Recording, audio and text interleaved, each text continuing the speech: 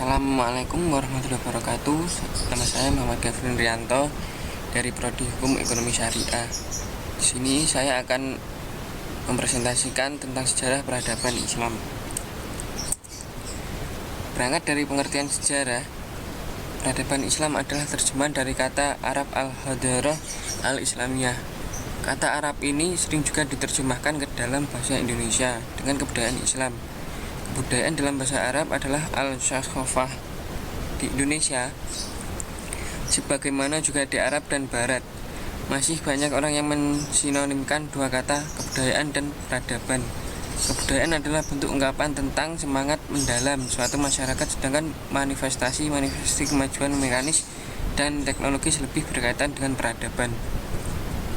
Dan bangsa Arab sendiri dikategorikan sebagai bangsa yang nomaden, berpindah-pindah, yang termasuk dalam rumpun bangsa Kaukasoid dalam subras Mediterranean yang meliputi wilayah sekitar Laut Tengah, Afrika Utara, Armenia, Arabia, dan Irania.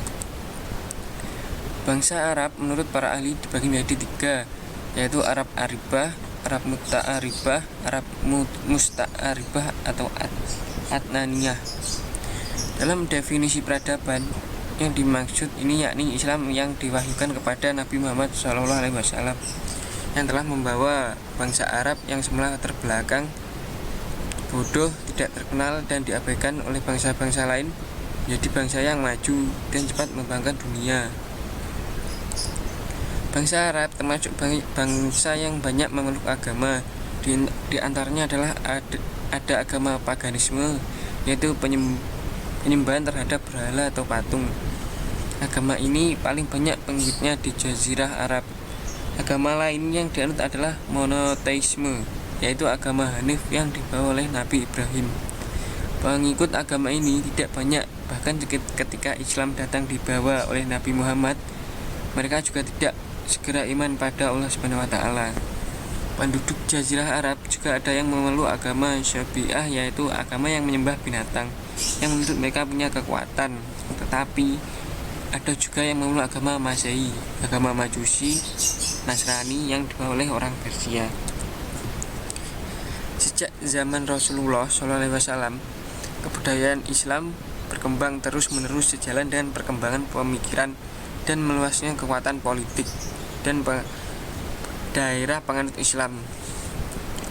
Terbentuknya bermacam-macam struktur, ide, dan lembaga-lembaga dalam politik, lapangan ibadah, lapangan hukum, lapangan seni, lapangan ekonomi, lapangan sosial, dan bermacam-macam lapangan kebudayaan lain. Yang jelas benar menonjol dalam perkembangan kebudayaan Islam yang berpusat pada Al-Quran itu adalah kedinamisannya menyerbu keluar dari keterbelakangan kebudayaan bangsa Arab yang hidup terpencil di gurun-gurun pasir yang tandus dan keluasan berpikir yang mendorongnya.